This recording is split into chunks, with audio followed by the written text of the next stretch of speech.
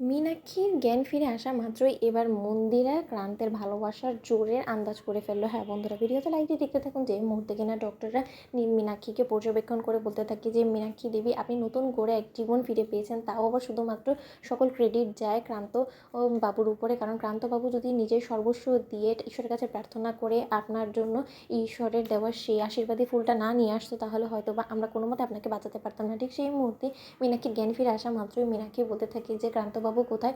অন্যদিকে ডক্টর বেরিয়ে আসা মাত্রই বলতে থাকে যে এখানে ক্রান্তবাবু কে আছে, উনি খোঁজ করছে, আপনি প্লিজ একটু ভেতরে যান, আপনি ওনার সঙ্গে একটু কথা বলার চেষ্টা করুন এবং কোনো মতো ওনাকে উত্তেজিত করবেন না এবং ওনাকে আগের কোনো কথাই মনে করানোর চেষ্টা করবেন না, কারণ উনি এখন উত্তেজিত হলে ওনার পক্ষে এটা কোনো মতেই ভালো হবে না, উনি হয়তো আবারও জ্ঞান হারিয়ে ফেলতে পারে। ঠিক সেই মুহূর্তে ক্রান্ত বলতে থাকে যে না না, সেরকম কোনো কিছু করবো না। অন্যদিকে ক্রান্ত কেবিনে ঢোকা মাত্রই যখন মীনাক্ষী অজরে কাঁদতে থাকে, অন্যদিকে ক্রান্ত বলতে থাকে যে কী ব্যাপার মীনাক্ষী, আপনি এরকম করে কাঁদছেন কেন বলুন তো? যত বিপদ ছিল সেই বিপদে সময়টা তো আপনি পার করে ফেলেছেন, তাই না? তাহলে আপনি এরকম করে চোখের জল ফেলছেন কেন? অন্যদিকে মীনাক্ষী বলতে থাকে যে ক্রান্তবাবু, আপনি আমার আপন না হওয়া সত্ত্বেও আপনি আমার জন্য এতটা করেছেন। আমি ডক্টরের কাছ থেকে সব কিছু শুনেছি যে মানুষ কিনা কোনো দিনও ঠাকুরের উপরে বিশ্বস্ত ছিল না, সেই মানুষটা শুধুমাত্র আমাকে বাঁচানোর জন্য মন্দিরে গিয়ে বসে আছে এবং আমার জন্য ঠাকুরের দেওয়া সেই আশীর্বাদী ফুল নিয়ে এসেছে।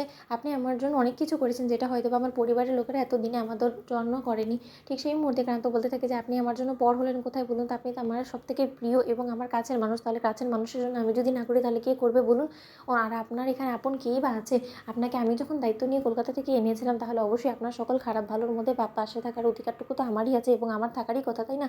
তাহলে এরকম করে চোখের জল ফেলে আপনি আর প্লিজ আমাকে দুর্বল করে দিবেন না। অন্যদিকে ক্রান্তর কাছে মীনাক্ষী হাত জোর করে বলতে থাকে যে আমি আপনার কাছে চিরকৃতজ্ঞ থাকবো, আপনি আমাকে আবারও নতুন একটা জীবন দান করলেন। ঠিক সেই মুহূর্তে ক্রান্ত বলতে থাকে যে আপনার জন্য যদি আমার প্রাণটাও দিয়ে দিতে হয় তাতেও আমার বিন্দুমাত্র হাত পা কাঁপবে না। ঠিক সেই মুহূর্তে মন্দিরা সেখানে চলে আসে এবং মন্দিরা বলতে থাকে যে ক্রান্তদা, তোমাকে একটা কথা বলবো, জানো তো? তুমি একটু সময়ের জন্য একটু বেরিয়ে আসবে। ঠিক সেই মুহূর্তে ক্রান্ত বেরিয়ে আসা মাত্রই যখন ক্রান্ত মীনাক্ষীর জন্য অস্থির অস্থির করতে থাকে, তখন মন্দিরা বলতে থাকে যে ক্রান্তদা, তুমি যে অস্থিরতাটা দেখাচ্ছ না, সেটা কিন্তু আর 4-5টা মেয়ের জন্য তুমি কোনোদিনও দেখাওনি। এই অস্থিরতাটা কিন্তু সম্পূর্ণরূপে এটাই বলে দিচ্ছে যে তুমি মীনাক্ষীকে পাগলের মতন ভালোবাসো এবং মীনাক্ষী তোমার মনের মধ্যে অনেকটা অংশ জুড়ে জায়গা করে ফেলেছে, যেটা হয়তো বা কোনো মেয়ে আজ অব্দি পেরে ওঠেনি।